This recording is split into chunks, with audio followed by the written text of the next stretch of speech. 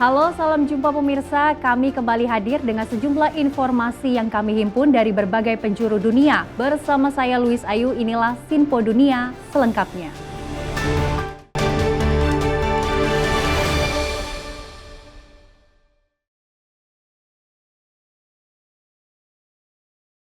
Kita awali informasi yang pertama pemirsa, ancaman resesi kembali membayangi pasar modal dan pelaku ekonomi real Amerika Serikat dengan pemberlakuan sejumlah tarif oleh pemerintahan Donald Trump.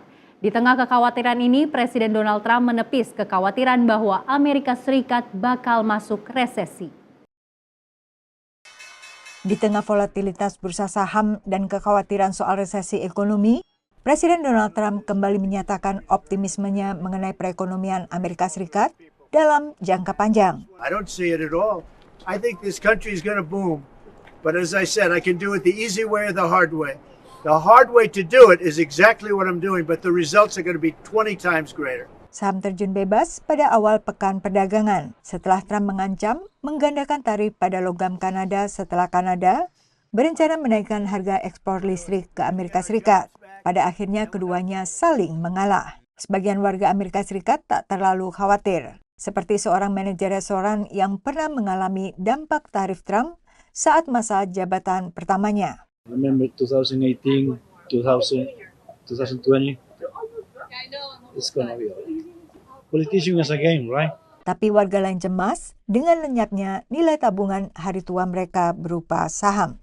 It's really tough to see all that value disappearing so quickly. I think much of what has been gained the entire year is now probably gone. Ini bukan pertama kalinya ancaman resesi mengemuka di Amerika Serikat sejak resesi ekonomi terakhir pada 2020. Kali ini kekhawatiran soal resesi menguat dengan beragam tarif yang dikenakan pemerintahan Trump, seperti terlihat dalam indeks ketidakpastian kebijakan ekonomi serta survei terpisah oleh University of Michigan.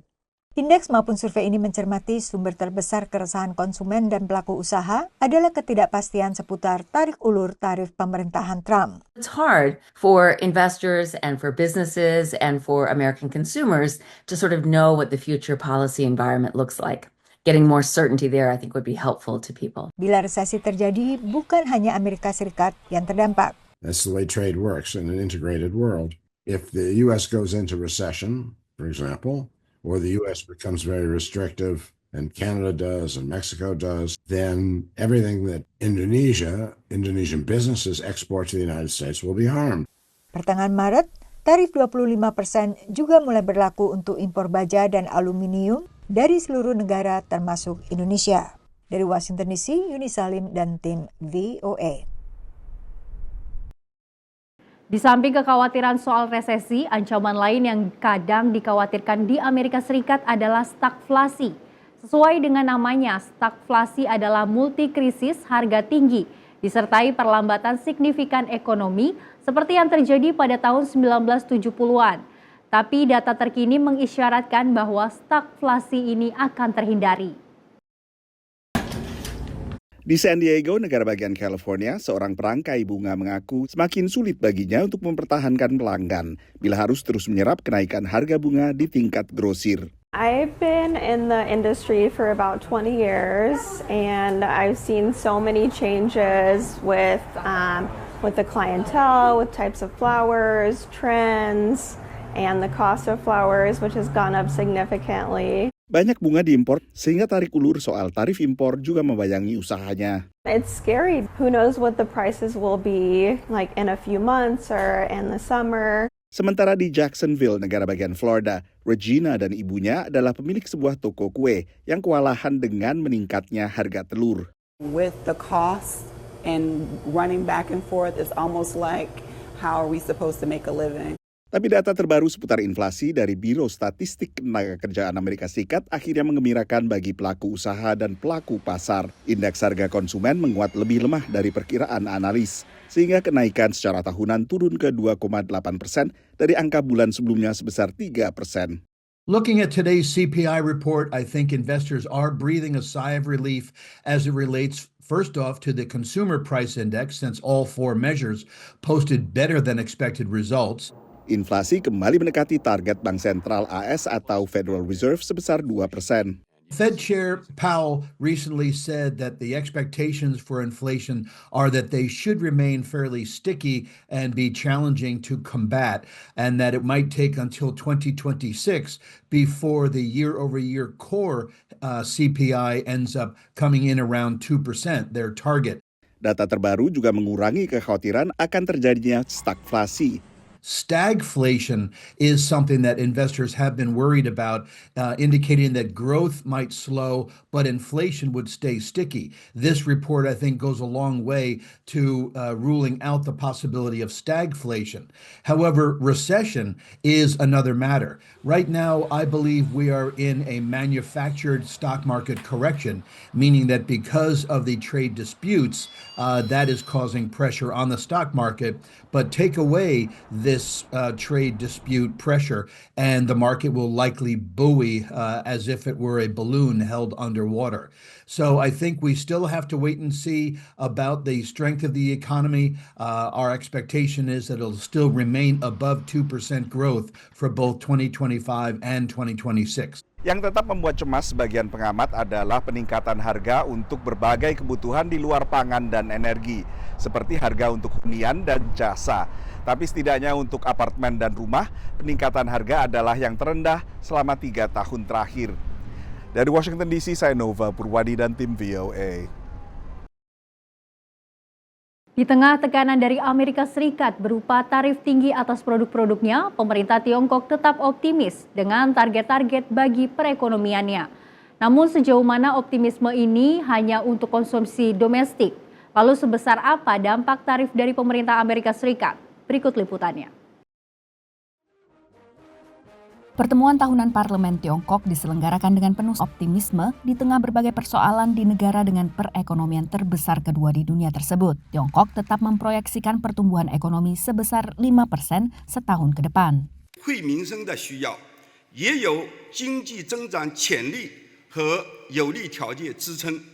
Pertemuan kali ini dibayangi tarif baru dari pemerintah Amerika Serikat di bawah Donald Trump.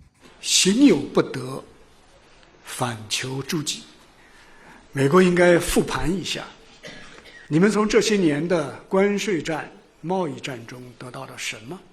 Dalam pidato kenegaraannya di depan Kongres Amerika, Trump menegaskan kembali perlunya memberlakukan tarif kepada negara yang dituduh melakukan praktik dagang tak adil terhadap AS. Other countries have used tariffs against us for decades, and now it's our turn to start using them against those other countries. Seperti saat masa jabatan pertamanya dulu, sasaran tarif terbesar dari pemerintah Trump adalah Tiongkok. Sejak menjabat, Trump telah 2 kali menetapkan tarif ke Tiongkok. Tarif pertama sebesar 10% aktif pada 4 Februari lalu, kemudian tambahan 10% pada 4 Maret.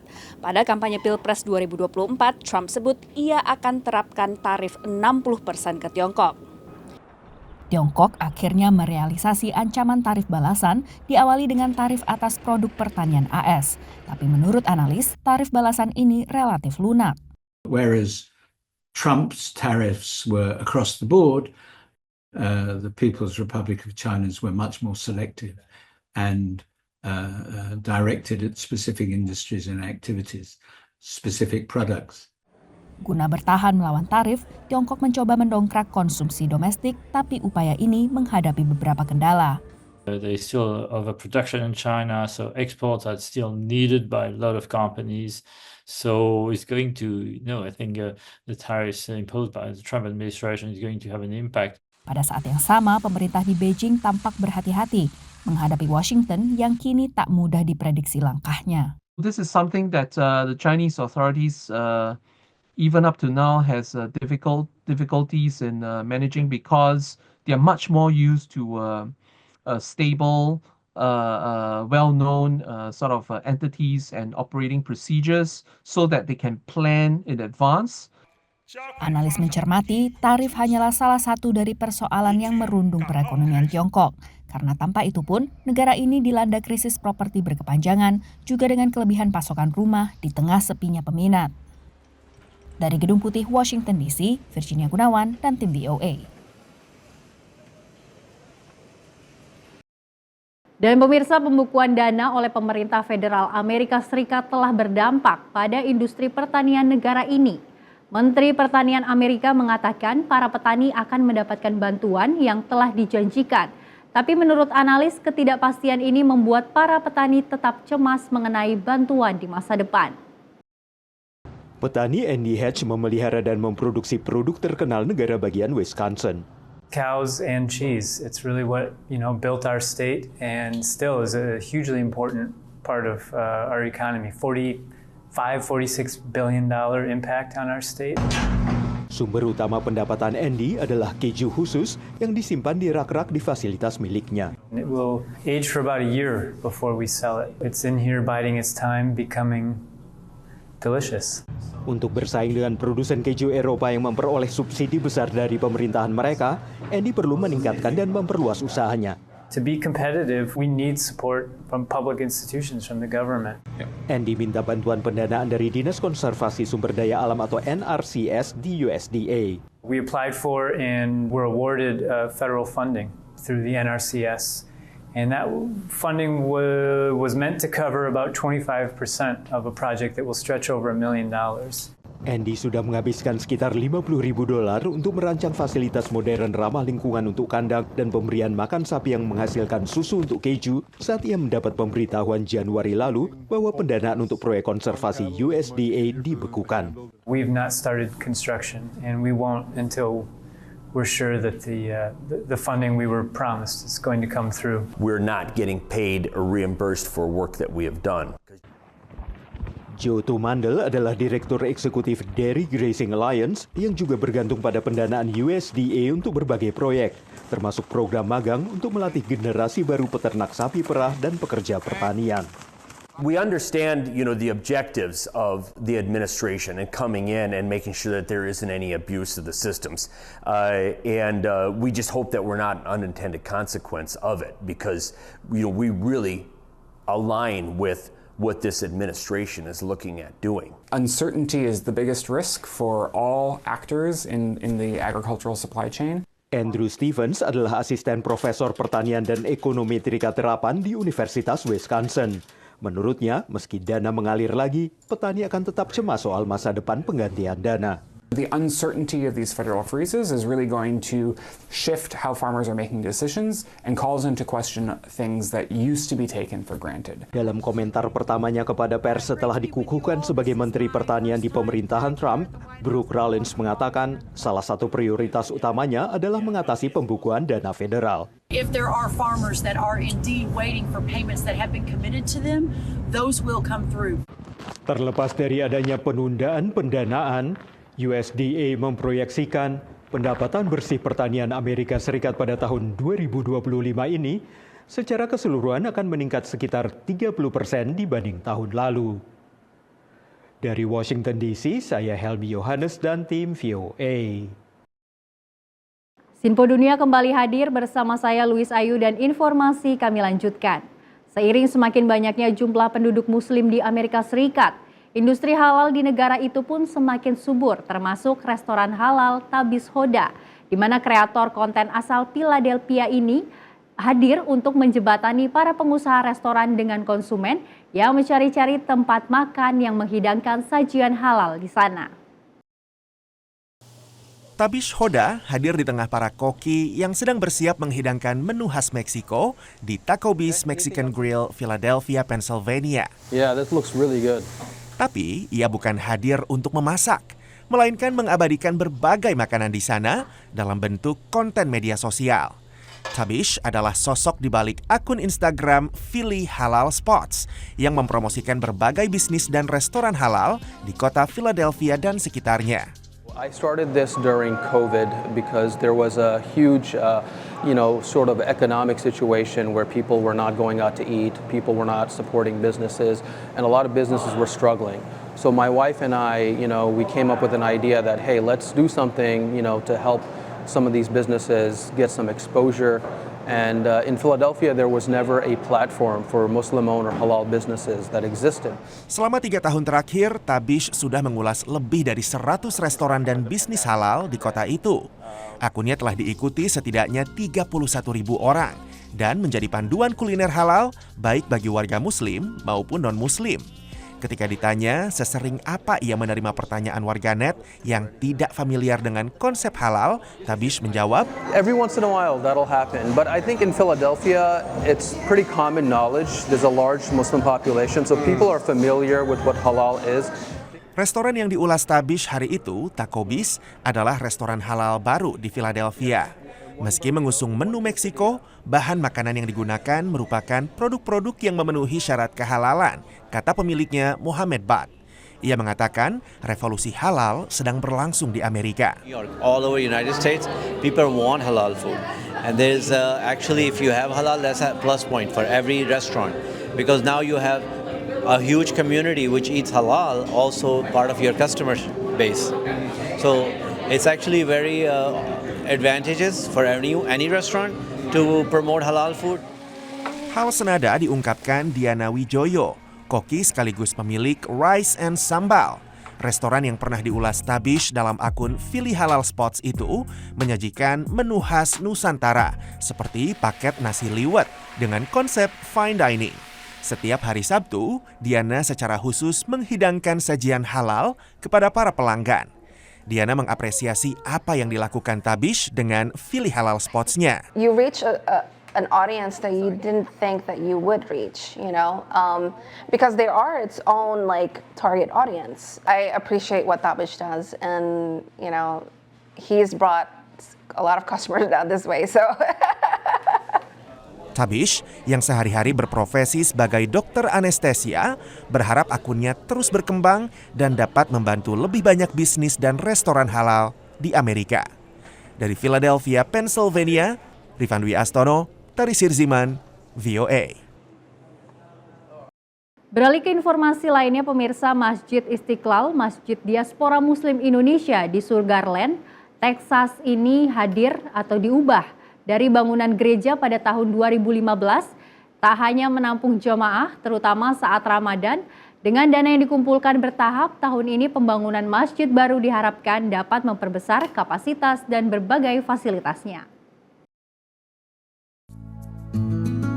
It's super important to have Indonesian influence in the mosque. I think a lot of Indonesian Muslims in America aren't very well known in the public, and it's crazy because I think Indonesia is the biggest Muslim population in the world. Menampilkan wajah Indonesia yang dipadukan dengan desain tradisional memang menjadi bagian dakwah memperkenalkan Islam dan Indonesia dalam merancang pembangunan Masjid Istiqlal di Sugarland, tak jauh dari kota Houston, Texas. As our community has started to grow larger, we really need to have the space to accommodate our Jama'ah to park as well as to just pray, because while this has been good for the past few years, we definitely needed to expand. Masjid baru Diaspora Indonesia ini memang dibutuhkan untuk mengakomodasi jemaah yang semakin bertambah, terutama saat Ramadan. Kapasitas masjid lama yang terbatas membuat jemaah pria terpaksa melakukan sholat di luar. Namun, sebagai organisasi non-profit, pembangunan masjid amat tergantung dari sumbangan jemaah yang dikumpulkan secara bertahap.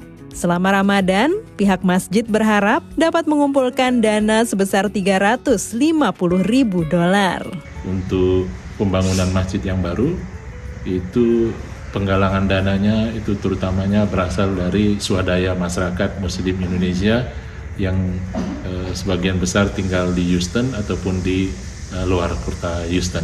Untuk pembangunan ini tentunya mengingat biaya yang sangat besar, maka pembangunannya juga kita lakukan secara bertahap-tahap. In Place Design, perusahaan arsitektur di Baltimore, Maryland, terpilih untuk merancang desainnya. Islamic pattern dan batik itu punya ada kesamaan, karena memang dulu batik itu berkembangnya itu karena ada nilai-nilai Islam yang masuk. Jadi yang akan kita bawa itu adalah pola-pola batik yang menyerupai atau mirip dengan pola-pola Islam. Tim pembangunan masjid merasa beruntung dapat bekerja sama dengan Haris Kuncoro, prinsipal dan direktur desain di perusahaan tersebut. Om Haris, which is the architect in charge of this design, connected with him on Strava. Eventually they connected on Facebook. And my dad found out he was an architect and reached out to him to help design our mosque. Kalau mendesain masjid itu harus ada kubah. Kalau mendesain masjid itu harus seperti yang di Middle East. Sebetulnya nggak harus seperti itu, gitu ya. Jadi ya satu masalah fungsi kan sebetulnya. Mau bentuknya seperti apapun juga bisa ya. Cuman memang branding itu perlu, dan tugas kami nih di sini sebagai desainer dan arsitek gitu, bagaimana bisa mendesain atau merumuskan bahwa kalau melihat ada masjid, oh itu masjid Indonesia. Saat ini konstruksi masjid dan lapangan parkir sudah mulai berjalan. Dengan dukungan dana yang cukup, masjid baru diharapkan akan dapat mulai dipakai tahun ini. With this new mosque, the design of the building will be facing the Kaaba, so it'll be a lot more ergonomical. So it'll be really nice in that sense. And then there's another building on top of that for like a multi-purpose activity room and a bigger place to do wudu and stuff. Because right now, if you saw the bathroom, it's pretty small, right? Kapasitas lebih besar dengan berbagai fasilitas akan memungkinkan masjid melayani jemaah dari berbagai kalangan usia dan bangsa, tak hanya Muslim Indonesia. Dari Sugarland, Texas dan Baltimore, Maryland, tim VOA. Pemirsa, setiap tahun relawan Masjid Komunitas Indonesia di Los Angeles At-Thohir mengirimkan paket berisi produk Indonesia ke para tetangga sekitarnya. Selain bertujuan untuk menjaga kerukunan warga, saling mengirim bingkisan dan dukungan terutama selama Ramadan lalu sudah menjadi tradisi di antara masjid-masjid dan komunitas Muslim antar bangsa di Los Angeles.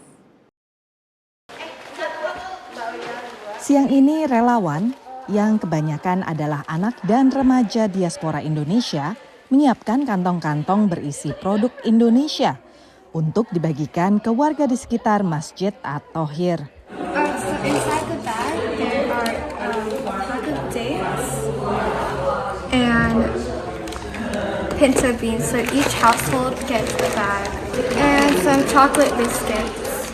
Isi bingkisan merupakan sumbangan dari para jemaah Masjid Komunitas Indonesia yang terletak di kawasan K-Town atau Koreatown, konsentrasi bisnis warga keturunan Korea di Los Angeles.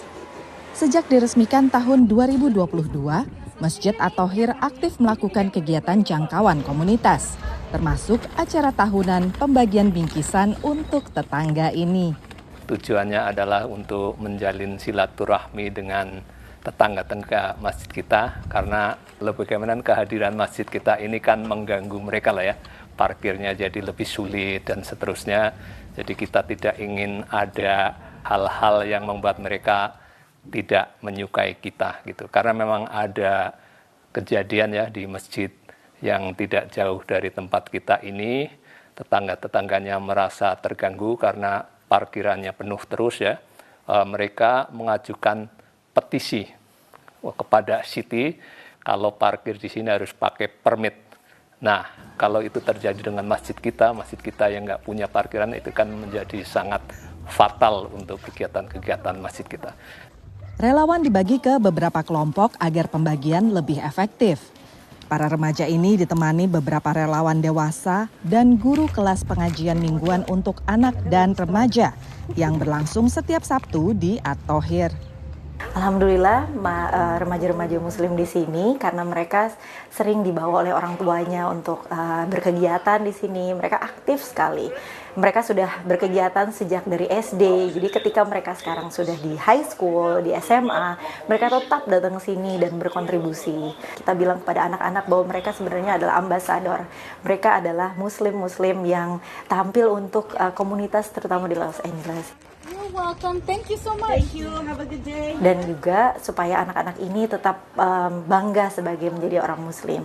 I think it's great that they're helping out the community, even though it's, we're all kind of in our own culture and religion. I'm glad that they're helping us out as much. Cuma juga ada yang, saya udah happy dengan agama saya nggak menjadi Muslim gitu. Makanya ditaruh di bag itu ada surat dalam bahasa Inggris dan bahasa Spanyol itu. Kita tidak mengajak apapun mereka untuk, bukan dakwah lah pada prinsipnya. Jadi hanya kita memperkenalkan siapa kita dan terima kasih kepada mereka supaya maklum kalau kita nanti Ramadan lebih sibuk.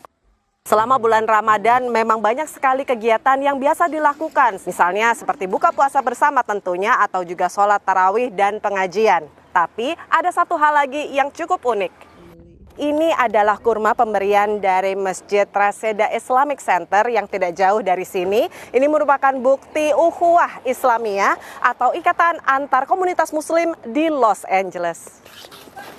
Jadi kalau masjid-masjid di sini nih saling kirim-kirim. Terlebih karena tidak sedikit komunitas muslim di Los Angeles terdampak kebakaran hebat Januari lalu. Meski begitu, kegiatan Ramadan di At-Thohir tetap berjalan.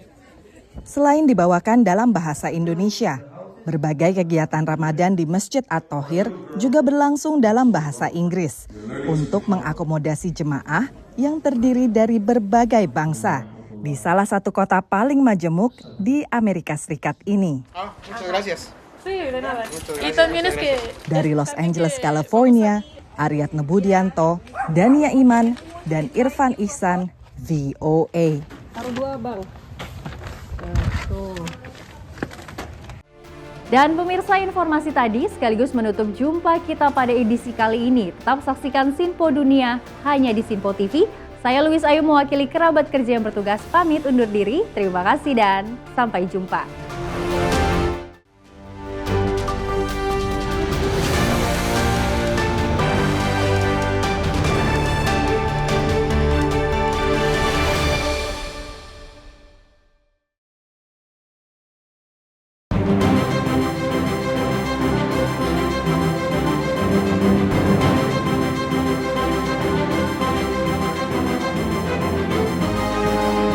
Sinpo TV, News, Sport, Entertainment.